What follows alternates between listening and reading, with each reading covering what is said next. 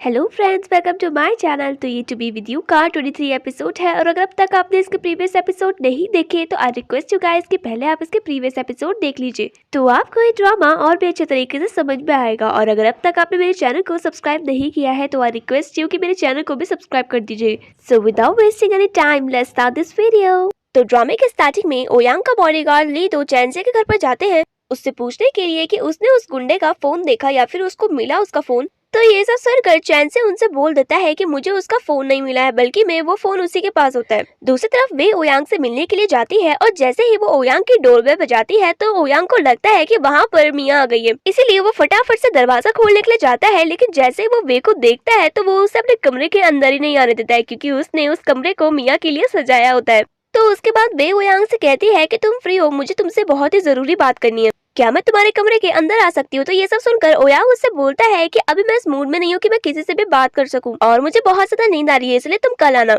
Ouyang की बात सुनने के बाद वे हंसने लग जाती है और ओयांग से कहती है कि चलो मुझे बुद्धू मत बताओ, मुझे पता है कि तुम किसका वेट कर रहे हो। इस तरीके से तैयार होकर तुम सोने जा रहे हो, चलो ठीक है, मैं तुम्हारे कमरे में नहीं आ रही हूँ, लेकिन तुम बाहर आकर तुम मुझसे बात कर सकते हो ना। तो वे की बातें सुनकर ओयांग उसके साथ चला जाता है। थोड़ी ही देर में वे ओयांग से कहती है कि तुम मुझसे प्यार करते हो, क्या अभी भी ये पॉसिबिलिटी है कि मैं तुम्हारी गर्लफ्रेंड बन सकती हूँ। ये सब सुनकर ओयांग वे से बोलता है कि मैं तुम्हें कितने बार समझाऊं कि मैं तुमसे प्यार नहीं करता हूँ, मैं तुम्हें हमेशा से अपनी बहन की तरह देखता हूँ और मैंने तुम्हें जापान जाकर पढ़ाई करने के लिए इसलिए कहा था ताकि तुम अपनी पढ़ाई पर ध्यान दे सको। ये सब सुनकर वे उससे बोलती है कि ओके फाइनली ये क्लियर हो चुका ना कि तुम मुझे पसंद नहीं करते हो और हमारे बीच में कुछ भी होना पॉसिबल नहीं है, तो अब मैं अपनी लाइफ अच्छे तरीके से एंजॉय कर सकती हूँ और अब मैं तुम पे भी अपना ज्यादा टाइम बर्बाद नहीं करूंगी। देखो मुझे पता है कि मैंने तुम्हें हमेशा से बहुत ज्यादा परेशान किया और मैं तुमसे बहुत ही ज्यादा प्यार भी करती थी, लेकिन अब मुझे पता चल चुका है कि प्यार हम कभी भी जोर जबरदस्ती करके नहीं पा सकते, इसलिए आज से मैं कभी भी तुम पर अपना हक नहीं जमाऊंगी और तुम्हें अपना फियोंसे भी नहीं कहूंगी। किडनैप होने के बाद मुझे एक बात तो अच्छे से समझ में आ गई कि तुम्हारे लिए मिया से बेहतर कोई लड़की और हो ही नहीं सकती है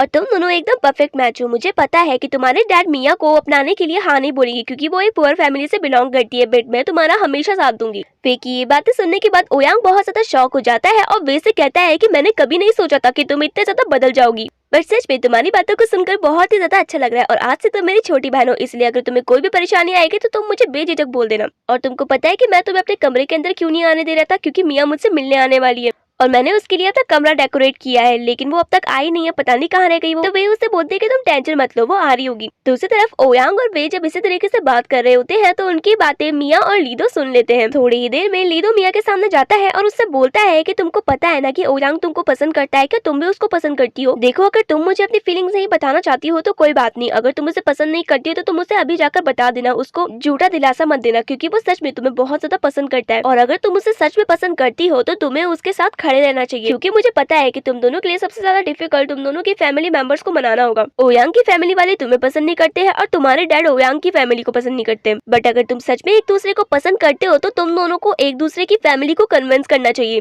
ये सब सुनकर मिया लीदो से कहती है कि हाँ मैं ओयांग को बहुत ज्यादा पसंद करती हूँ, लेकिन उससे अपनी फीलिंग बताने से पहले मुझे बहुत ही जरूरी काम करना है, इसीलिए मैं तुमसे बाद में मिलती हूँ। और ऐसा ही कहकर मिया वहाँ पर से चली जाती है। दूसरी तरफ ओयांग मिया को मैसेज करता है और उससे कहता है कि मैं तुम्हारा कब से वेट कर रहा हूँ, तुम आई क्यों नहीं अब तक। तो मिया उससे बोलती है कि आई एम सो सॉरी, मुझे बहुत ही जरूरी काम याद आ गया था, एक्चुअली मैं अभी अपनी मम्मी से मिलने के लिए जा रही हूँ। मुझे ये तो नहीं पता है कि वो सच में मेरी मॉम है या नहीं है, लेकिन मैं उनसे एक बार मिलना चाहती हूँ, क्योंकि अगर वो सच में मेरी मॉम हुई तो मैं जिंदगी भर पछताती रहूंगी और सोचूंगी कि वो मेरे इतने पास थी फिर भी मैं उनसे कभी नहीं मिल पाई। मिया का मैसेज पढ़कर ओयांग बोलता है कि तुम बिल्कुल सही कर रही हो, तुम्हें एक बार उनसे बात जरूर करनी चाहिए। थोड़ी देर में मिया जैसे ही हॉस्पिटल में जाती है तो उसकी मॉम मिया को देखकर बहुत ज्यादा खुश हो जाती है और उसको जाओशे कहकर बुलाने लग जाती है। तो ये सब सुनकर मिया उनसे कहती है कि हाँ मैं ही जाओशे हूँ, बट मुझे आपसे बहुत ही जरूरी बात करनी है, कि आप 2 मिनट खड़े होकर मुझसे बात कर सकती है, मुझे आपसे बहुत सारे क्वेश्चन पूछने हैं। थोड़े ही देर में वो अपनी मॉम के सामने बैठती है और अपनी मॉम से बोलती है कि आप ही मेरी मॉम है। तो उसकी मॉम कहती है कि हाँ मैं ही तुम्हारी मॉम हूँ, लेकिन तुम इतने सालों से कहाँ थी, क्या तुम ठीक हो। तो ये सब सुनकर मिया उनसे गुस्से में कहती है कि मैं ठीक हूँ या नहीं हूँ इससे आपको क्या फर्क पड़ता है, आप तो बचपन में ही मुझे फेंक कर चली गई थी ना, आपने मेरे साथ ऐसा क्यों किया। जब मैं अनाथालय में थी तो मैं हमेशा आपका वेट करती थी कि मेरी भी मॉम आएगी और मुझे गले लगाकर यहाँ से लेकर जाएगी, बट आप कभी मुझे लेने के लिए नहीं आई, और लेने क्या आपको तो मेरी कभी फिक्र भी नहीं हुई होगी। मैं आपसे पूछना चाहती हूँ कि आपने मेरे साथ ऐसा क्यों किया था। तो ये सब सुनकर उसकी मॉम मुझसे बोलती है कि बेटा मुझे माफ कर दो, मैं बहुत ज्यादा मजबूर थी, मेरे पास इतने पैसे नहीं थे कि मैं तुम्हारा इलाज कर सकूं और तुम्हें खाना खिला सकूं। तो ये सब सुनकर मिया उनसे बोलती है कि आपके पास मेरे इलाज के पैसे नहीं थे तो आप मुझे अपने पास ही रहने देती, मत कराती मेरा इलाज। आपके बिना जीने से बढ़िया मैं मर ही जाती ना, पर कम से कम मैं आपके पास मरती। बट आपने तो मेरी कभी कदर की नहीं और मुझे उस अनाथालय में छोड़कर आ गई। मेरी माँ होते हुए भी मैं अपने आप को हमेशा बेसहारा समझती रही। वो तो ठीक हुआ मेरे पापा का जो मुझे वहाँ पर से लेकर आ गए और उन्होंने ही एक एक पैसा जोड़कर मेरी इस बीमारी को ठीक किया। तो ये सब सुनकर मिया की माँ मुझसे बोलती है कि तुम्हें कौन अनाथालय से लेकर आया था, मैं उन्हें थैंक यू बोलना चाहती हूँ, प्लीज मुझे एक बार उनका नाम बताओ। तो ये सब सुनकर मिया उन्हें अपने पापा का नाम बताती है। मिया के डैड का नाम सुनकर मिया की माँ और भी तेज रोने लग जाती है। तो मिया उनसे बोलती है कि आप उनको जानते हो। तो मिया की मॉम बोलती है कि हाँ मैं उन्हें जानती हूँ, क्योंकि जब मैं स्कूल में थी तो वो मुझे बहुत ज्यादा पसंद किया करते थे और मेरी ही वजह से उन्होंने आज तक शादी नहीं की। लेकिन मुझे नहीं पता था कि वो मुझे ढूंढते हुए तुम्हें इस तरीके से अनाथालय से लेकर चले जाएंगे। प्लीज तो मेरी तरफ से उनको थैंक यू बोल देना। तो ये सब सुनकर मिया अपनी मॉम से कहती है कि वो मेरे असली डैड नहीं है। मैं पूछना चाहती हूँ कि मेरे असली डैड कहाँ है, वो जिंदा भी है या नहीं है, आप मुझे बताती क्यों नहीं है। और इसी तरीके से वो एक के बाद एक अपनी मॉम से क्वेश्चन पूछने लग जाती है। इतने सारे क्वेश्चन सुनने के बाद उसकी मॉम की हालत बिल्कुल खराब हो जाती है और वो जोर जोर से अपने आप को मारने लग जाती है। ये सब देख कर मिया डॉक्टर को बुलाती है और उनसे माफी मांगती है। फिर उनसे कहती है कि मैं अब आपसे एक भी और सवाल नहीं पूछूंगी, प्लीज आप शांत हो जाइए। थोड़ी ही देर में वहाँ पर डॉक्टर आ जाते हैं और उनको बेहोशी का इंजेक्शन लगा देते हैं। तभी वहाँ पर दोरन भी आ जाती है। मिया दोरन को देखकर बोलती है कि मुझे माफ कर दो, मुझे नहीं पता था कि इतने सारे सवाल पूछने के बाद इनकी इतनी ज्यादा तबीयत खराब हो जाएगी। उसके बाद वो दोरन को अपना क्रेडिट कार्ड देती है और उससे बोलती है कि अगर तुम्हें इनके इलाज के लिए कुछ पैसे चाहिए होंगे तो तुम मेरे अकाउंट से निकाल देना। ये सब सुनकर दोरन उससे बोलती है कि मुझे पैसों की जरूरत नहीं है, मुझे ऑलरेडी 1 मिलियन रुपीज लीदो ने दे चुके हैं। तो मिया उससे कहती है कि वो लीदो के पैसे हैं और ये मेरे पैसे हैं, प्लीज इसे ले लो, आखिरकार वो भी मेरी मॉम है। मुझे नहीं पता है कि मेरे साथ जो कुछ भी हुआ उसमें हमारी मॉम की गलती है या नहीं है, बट मैं समझ गई हूँ कि उनकी भी कोई ना कोई मजबूरी रही होगी जो वो मुझे अनाथालय में छोड़कर आ गई। अगर तुम्हें कभी भी मेरी हेल्प की जरूरत पड़ेगी तो तुम मुझे कॉल कर देना। थोड़ी ही देर में जैसे ही मिया हॉस्पिटल के बाहर आती है तो वो देखती है कि ओयांग उसका वेट कर रहा है। तो मिया उसे बोलती है कि तुमको कैसे पता चला कि मैं इस हॉस्पिटल में आ रही हूँ। तो ओयांग उससे बोलता है कि मैंने लीदू से पूछ लिया था तो उसने मुझे बता दिया था, तुमने मुझे मिलने के लिए बुलाया था तो हम होटल में तो नहीं मिल पाए, लेकिन मैंने सोचा कि मैं हॉस्पिटल के बाहर पर तुमसे मिलने के लिए आ जाता हूँ। क्या तुम्हारी मॉम की तबीयत ठीक है। तो मिया उससे बोलती है कि अभी तो उनकी तबीयत ठीक नहीं है, बट आई होप कि वो जल्दी ठीक हो जाए। थैंक यू सो मच मुझे यहाँ पर लेने आने के लिए। तो ये सब देखकर ओयांग उससे बोलता है कि तुम्हें टेंशन लेने की बिल्कुल भी जरूरत नहीं है, देखना तुम्हारी मॉम जल्दी ठीक हो जाएंगी। नेक्स्ट डे वो सभी चाइना दोबारा से वापस पहुंच जाते हैं और ओयांग के डैड ओयांग को देखकर बहुत ही ज्यादा खुश हो जाते हैं। उधर ही वे की मॉम डैड भी उसे देखकर बहुत ज्यादा खुश हो जाते हैं। वे भी चैन से को गले से लगा लेती है। थोड़ी ही देर में ओयांग मिया को अपने घर पे डिनर करने के लिए इनवाइट करता है। तो मिया उससे बोलती है कि तुम सब फैमिली वाले साथ में बैठकर डिनर करोगे और तुम सभी के बीच में मैं वहाँ पर एक आउटसाइडर होंगी, ये सब देखकर मुझे बड़ा अजीब लगेगा। तो ओयांग उससे बोलता है कि इसमें अजीब लगने वाली कौन सी बात है, अब तुम भी हमारी फैमिली का हिस्सा हो और वैसे भी तुम्हारी ट्विन सिस्टर ने मेरी जान बचाई है, अगर वो नहीं होती तो हम तो मर भी जाते अब तक, इसलिए मैं तुमको थैंक यू कहना चाहता हूँ और अपने घर पे डिनर पर इन्वाइट करना चाहता हूँ। ओयांग के इतने रिक्वेस्ट करने पर मिया उसके घर पे डिनर करने जाने के लिए हाँ बोल देती है। दूसरी तरफ वे अपने मॉम डैड से कहती है कि मम्मी पापा मुझे माफ कर दो, मैं आज के बाद कभी भी इस तरीके से घर छोड़कर नहीं जाऊंगी। आपको पता है मिया एक बहुत ही अच्छी लड़की है, उसने मेरी जान बचाई है। मैं उसे कितना बुरा समझती थी और मैंने उसके साथ कितना बुरा किया था, लेकिन आज मुझे एहसास हो गया है कि मैं हमेशा से उसके साथ बहुत ज्यादा गलत करती आई थी। आपको पता है जैसे हमें किडनैपर्स ने किडनैप कर दिया था तो उसके बाद मुझे बहुत ही हाई फीवर आ गया था। मिया ने उन गुंडों से मेडिसिन और पानी मांगा तो उन्होंने हमें पानी और मेडिसिन देने के लिए मना कर दिया। तो उसके बाद मिया ने पूरे रात भर मेरे हाथ पैर रब किए, जिसके कारण मैं सुबह ठीक हो गई और इसी तरीके से हम दोनों दोस्त भी बन चुके हैं। अपनी बेटी की यही सब बातें सुनने के बाद उसकी मॉम को उस पर बहुत ही ज्यादा प्राउड होता है और उससे कहते हैं कि तुम अब चेंज हो गई है, मुझे ये सब देखकर बहुत ही अच्छा लग रहा है, बट तुमको तो चोट नहीं लगी ना, तुम ठीक हो ना। तो वे उससे बोलती है कि हाँ मुझे बिल्कुल भी चोट नहीं लगी है और मैं बिल्कुल ठीक हूँ। दूसरी तरफ ओरे चैंजे से बोलती है कि तुम ठीक हो ना। तो चैंजे तो अभी भी उस गुंडे के बारे में सोच रहा होता है जब वो गुंडा उसे मारता है। यही सब सोच सोच कर वो ओरे की बातें सुनता नहीं है और उसका रिप्लाई भी नहीं देता है। तो ओरे उससे बोलती है कि तुम ठीक हो ना। तो चैंजे कहता है कि हाँ मैं ठीक हूँ। उसके बाद ओरे उससे बोलती है कि तुम्हें टेंशन लेने की जरूरत नहीं है, जब भी तुम्हें मेरी जरूरत पड़ेगी तो मैं तुम्हारे साथ हमेशा रहूंगी। उसके बाद चैंजे उससे बोलता है कि आज तुमने मुझे इस तरीके से एयरपोर्ट पर गले लगाया, ये सब देखकर तुम्हारे मॉम डैड को बहुत ज्यादा बुरा लगा होगा, तुम्हें ये सब नहीं करना चाहिए था। तो ओरे उससे बोलती है कि मैंने किसी अनजान लड़के को गले थोड़ी लगाया, तुम मेरे बॉयफ्रेंड हो और मैंने उन्हें सब कुछ बता भी दिया है, इसीलिए तुम्हें डरने की कोई भी जरूरत नहीं है, मैंने कुछ भी गलत नहीं किया।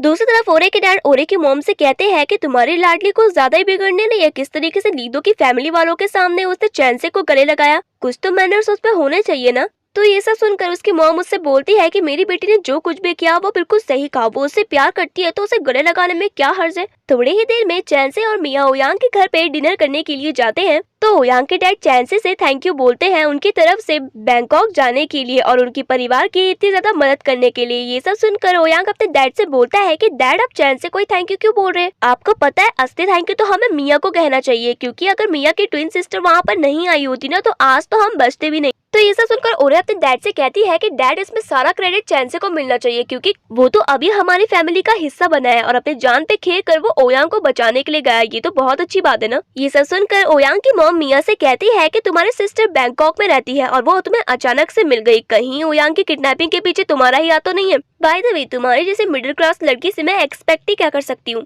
ये सब सुनकर ओयांग अपनी मॉम से कहता है कि मॉम आप को गलत कह रही है, इसमें मिया का कोई भी प्लान नहीं है, क्योंकि वो भी तो मेरे साथ किडनैप हो रखी थी। अगर इस सभी के पीछे उसी का प्लान होता तो वो अपनी जान दांव पर क्यों लगाती? ये सब सुनकर ओयांग की मॉम उससे बोलते हैं कि बेटा तुम अभी छोटे हो ना, इसलिए तुम पर दिमाग नहीं है। ऐसी लड़कियों का काम ही ये होता है कि वो अमीर घर के लड़कों को फंसाए और उनकी सारी दौलत ले दे। बाय द वे अभी अभी इसने चैंसे से ब्रेकअप भी किया है ना, इसके बारे में सब कुछ जानती हूँ मैं। तो ओयांग ये सब सुनकर बोलता है कि मॉम चैंसे ने इससे ब्रेकअप किया है, इसने चैंसे से ब्रेकअप नहीं किया है, और चैंसे ने मिया से ब्रेकअप हमारी बहन के लिए किया है और आप अभी भी इसके लिए इतना ज्यादा बुरा बोल रही हैं। और इसी तरीके से उन सब का झगड़ा होने लग जाता है। ये सब देखकर मिया को बहुत ही ज्यादा बुरा लगता है, इसीलिए वो उन सभी से कहती है कि आप सब अपना डिनर कंटिन्यू कीजिए, बेहतर यही होगा कि मैं यहाँ पर से चली जाती हूँ। और ऐसे ही कहकर वो वहाँ पर से जाने वाली होती है, तब तक ओयांग उसका हाथ पकड़ता है और उससे बोलता है कि तुम यहाँ पर से अकेले नहीं जाओगी, बल्कि मैं भी तुम्हारे साथ आऊंगा। तो ओयांग के डैड उससे बोलते हैं कि तुम्हें इसे छोड़ने जाने की जरूरत नहीं है, हमारा ड्राइवर इसको छोड़ देगा। अपनी डैड की बात सुनकर भी ओयांग अपनी डैड की बात मानता नहीं है और मिया को वहाँ पर से लेकर चला जाता है। ओयांग की मॉम डैड की बातें सुनकर मिया को बहुत ज्यादा बुरा लगता है। तो ओयांग उससे बोलता है कि तुम्हें मेरे मॉम डैड की बातों का बुरा मानने की जरूरत नहीं है। मुझे नहीं पता कि उन्होंने तुमसे ये सब क्यों बोला, लेकिन मैं तुमसे माफी मांगना चाहता हूँ।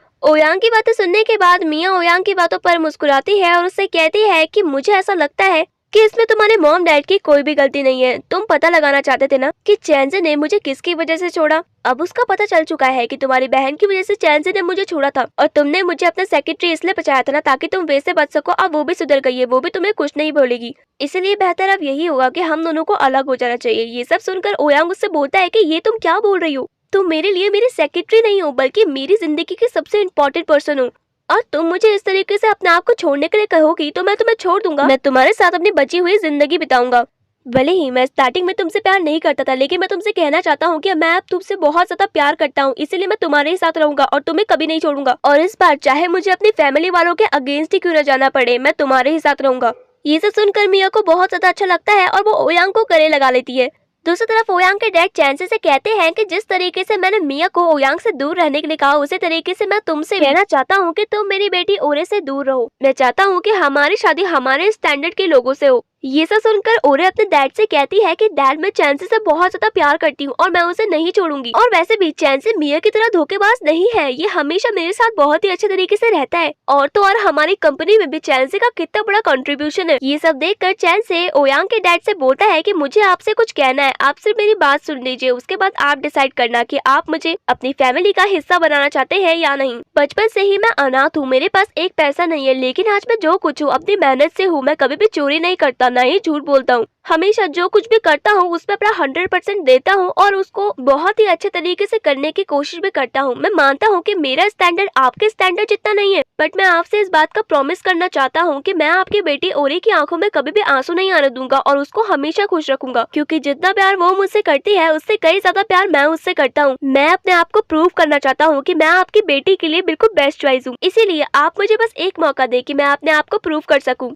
चैंसे की बातें सुनकर ओयांग के डैड उससे बोलते हैं कि तुम्हारी बातों से मैं बहुत ज्यादा इम्प्रेस हुआ, बट मैं तुम्हारी बातों से ही ओरे की जिंदगी का फैसला तो नहीं कर सकता हूँ ना, लेकिन मैं तुम्हें एक मौका देता हूँ खुद को प्रूफ करने का। अगर तुमने खुद को प्रूफ कर लिया तो तुम ओरे से बेशक शादी कर सकते हो, लेकिन अगर तुम प्रूफ नहीं कर पाए तो तुम मेरी बेटी की जिंदगी से दूर चले जाना। ये सब सुनकर चैंसे उससे बोलता है कि मुझे आपकी शर्त मंजूर है, थोड़ी ही देर में वे अपने दादाजी के पास जाती है और उनसे माफी मांगती है और कहती है कि दादाजी मुझे माफ कर दो, मैंने आपका फेवरेट पाइप भेज दिया था ना। दरअसल मुझे आपकी बात सुनकर बहुत ही ज्यादा गुस्सा आया था और मुझे कुछ भी समझ में नहीं आ रहा था कि मैं क्या करूं, इसलिए मैंने गुस्से में आपका पाइप भेज दिया। लेकिन मैं आपसे प्रॉमिस करती हूँ कि बहुत ही जल्द मैं उस पाइप को वापस लेकर आ जाऊंगी और आपको आपकी अमानत वापस दे दूंगी। तो ये सब सुनकर उसके दादाजी उससे बोलते हैं कि बेटा मेरे लिए उस पाइप से भी ज्यादा तुम इम्पोर्टेंट हो और तुम सुधर गई हो, तो इससे ज्यादा मुझे और क्या चाहिए। मैं मानता हूँ कि वो पाइप तुम्हारी ग्रैंडमदर ने मुझे लास्ट गिफ्ट दिया था, बट वाकई में उस पाइप ने तुम्हारी पूरी जिंदगी बदल दी और तुम इतनी अच्छी बन गई। बस अब इसी तरीके से हमेशा अच्छे बनकर रहना, कभी भी किसी को दुख मत पहुंचाना, मुझे इससे ज्यादा और कुछ भी नहीं चाहिए। जब वे इसी तरीके से अपने ग्रैंडमदर से माफी मांग रही होती है तो दूसरी तरफ लीदो और उसके पापा आपस में डिस्कस कर रहे होते हैं कि किस तरीके से एक इंसिडेंट ने वे को इतने अच्छे तरीके से बदल दिया और उन दोनों को वे का इतना अच्छा बिहेवियर देखकर अपनी आंखों पर विश्वास ही नहीं होता है। फिर उसके बाद लीदो भी अपने बहन से बोलता है कि सच में तुम्हें इस तरीके से देखकर मुझे भी बहुत ज्यादा अच्छा लग रहा है, बस अब तुम हमेशा से इसी तरीके से अच्छे से रहना। थोड़ी ही देर में ओयांग मिया को उसके घर तक छोड़ने के लिए आता है तो मिया उससे बोलती है कि अब तुम्हें अपने घर चले जाना चाहिए। थैंक यू सो मच मुझे यहाँ पर तक छोड़ने के लिए आने के लिए, कि तुम्हारे मॉम डैड तुमसे गुस्सा होंगे, वो भी तुम्हारे लिए बहुत ज्यादा जरूरी है, तुम उनसे पोलाइटली माफी मांगना, वो तुम्हारी बात समझ जाएंगे क्योंकि हमारे मॉम डैड हमारा बुरा कभी चाहते ही नहीं है। बाय द वे मैं भी चलती हूँ, मेरे डैड को मेरी फिक्र हो रही होगी। और ऐसे ही कहकर मिया वहाँ पर से चली जाती है। थोड़ी ही देर में जैसे ही मिया घर आती है तो उसके डैड उसको देखकर बहुत ही ज्यादा खुश हो जाते हैं और उससे बोलते हैं कि तुम आराम से बैठ जाओ, तुम ट्रैवलिंग कर बहुत ज्यादा थक गई होगी ना। तभी वहाँ पर उसके डैड की बहन भी आ जाती है जो कि मिया पर काफी ज्यादा मस्का लगाती है। ये सब देखकर मिया काफी शॉक हो जाती है और अपने पापा से कहती है कि क्या हो गया आंटी को, वो तो हमेशा से ही मुझसे इतनी ज्यादा नफरत करती थी, मुझको बिल्कुल भी पसंद नहीं करती थी, तो आज ही मुझ पे इतना ज्यादा मस्का क्यों लगा रही है। तो मिया के डैड मिया से कहते हैं कि एक्चुअली में तुम्हारी आंटी का डिवोर्स होने वाला है और तुम्हारे अंकल का किसी और लड़की के साथ अफेयर चल रहा है, इसीलिए ये कुछ टाइम तक हमारे साथ रहेंगी। पर तुम टेंशन मत लो, मैं जल्दी से ही इनको यहाँ पर से जाने के लिए बोलूंगा क्योंकि तुम्हें इनके साथ अनकंफर्टेबल फील होगा ना। तो मिया कहती है कि पापा अगर आपको इनसे कोई प्रॉब्लम नहीं है तो मुझे क्या प्रॉब्लम होगी, इनको जितने टाइम तक यहाँ पर रहना है ये रह सकती है।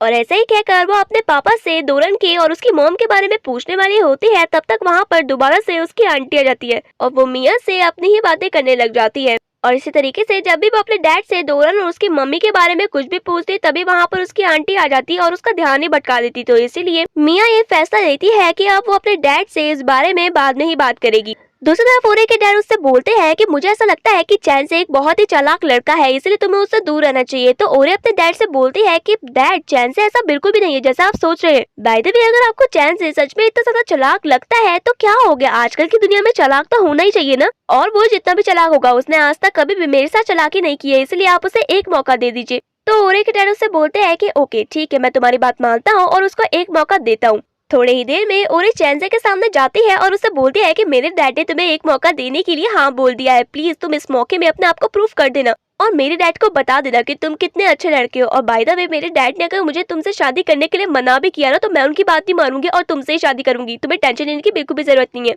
उन दोनों को इस तरीके से बात करते हुए ओयांग देख लेता है और ओरे के जाने के बाद ओयांग चैनसे के सामने जाता है और उसको आंख दिखाता है, पर इस बार चैनसे को उससे कोई भी फर्क नहीं पड़ता है क्योंकि चैनसे को तो इस बार फुली सपोर्ट होता है ओयांग के डैड का, इसलिए वो वहाँ पर से एटीट्यूड में चला जाता है। दूसरी तरफ जब ओयांग थाईलैंड जा रखा था तो सीयू उसके ऑफिस में जाती है और उनके ऑफिस के रिसेप्शनिस्ट से पूछती है कि आपको ओयांग और मिया के बारे में कुछ पता है, तो वो दोनों बोल देती है कि हमें तो ओयांग के और मिया के बारे में कुछ भी नहीं पता है। ये सब सुनने के बाद सीयू वहाँ पर से चली जाती है और अपने घर पे आने के बाद सोचने लग जाती है कि क्यों ओयांग और मिया को इतने अचानक से बैंकॉक जाना पड़ा। जब वो इसी तरीके से ये सब सोच रही होती है तभी उसको मिया का कॉल आ जाता है और वो उसको रेस्टोरेंट में मिलने के लिए बुलाती है। मिया की बात मानकर सीयू रेस्टोरेंट में चली जाती है। रेस्टोरेंट में जाने के बाद सीयू मिया से बोलती है कि क्या हो गया था, तुम अचानक से बैंकॉक क्यों गई। तो उसके बाद मिया उसे पूरी कहानी बताती है और उसके बाद सीयू से बोलती है कि तुम्हें क्या हो गया, तुमने अचानक से इस तरीके से अपना कॉलेज आधे ईयर में क्यों छोड़ दिया। तो सीयू से बोलती है कि तुम्हें पता है ना कि मेरे पापा की तबीयत अक्सर खराब होती है, इसलिए मैंने सोचा कि अब मुझे चाइना में ही आ जाना चाहिए और उनका बिजनेस संभालना चाहिए।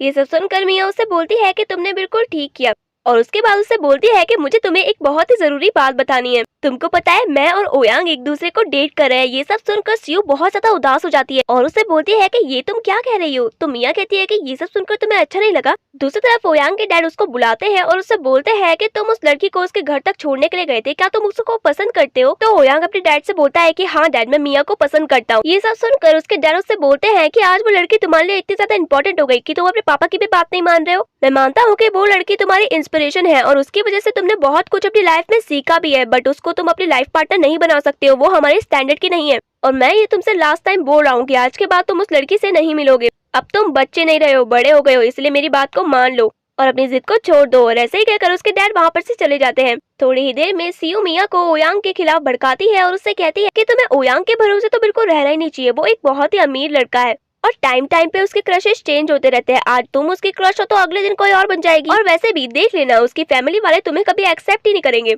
इसलिए बेहतर यही होगा कि तुम उसके भरोसे ही ना बैठो। तो ये सब सुनकर मिया सियू से कहती है कि सियू तुम बिल्कुल ठीक कह रही हो, लेकिन मैं ओयांग को पसंद करती हूँ और उसने मुझसे प्रॉमिस किया था कि वो मेरे साथ कभी भी नहीं छोड़ेगा। ये सब सुनकर सियू मिया से कहती है कि ऐसा प्रॉमिस तो चैंसी ने भी तुमसे किया था, लेकिन उसने तुम्हें छोड़ दिया ना। और वैसे भी चैंसी और तुम्हारा रिलेशन तो कब का था, उसने तुम्हें छोड़ दिया तो ओयांग पर तो तुम बिल्कुल भी भरोसा कर ही नहीं सकती हो। इसलिए मैं तो तुम्हें यही सजेस्ट करना चाहूंगी कि तुम उससे दूर ही रहो। तो ये सब सुनकर मिया उससे बोलती है कि तुम ठीक कह रही हो, बट मुझे एक बार इस बारे में ओयांग से बात करनी होगी। ओयांग के डैड के जाने के बाद ओयांग के सामने उसकी मॉम आती है और उसके सामने रोने लग जाती है। उसके बाद उससे कहती है कि तुम ठीक हो ना, तुम पे चोट तो नहीं लगी है। तो ओयांग उनसे कहता है कि हाँ मैं बिल्कुल ठीक हूँ, आप रोइए मत। तो उसके बाद उसकी मॉम मुझसे बोलती है कि आज के बाद तुम मेरी परमिशन के बिना कहीं भी नहीं जाओगे, तुम घर पर ही रहोगे। अगर उन गुंडों ने तुम्हें दोबारा से किडनैप कर दिया तो ओयांग अपनी मॉम से बोलता है कि मॉम आपको डरने की जरूरत नहीं है, उन गुंडों का हेड वैसे भी मर चुका है, इसलिए अब मुझे कोई भी चोट नहीं पहुंचा सकता है। दूसरी तरफ चैन से अपने दोस्त के पास उस गुंडे का फोन दिखाने के लिए जाता है।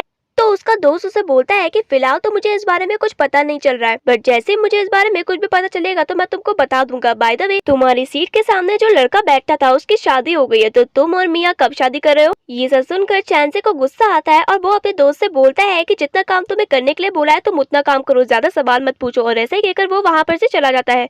तो चलिए फ्रेंड्स, आज के लिए बस इतना ही, बाकी का ड्रामा मैं आपको नेक्स्ट एपिसोड में सुनाऊंगी। तब तक के लिए बाय।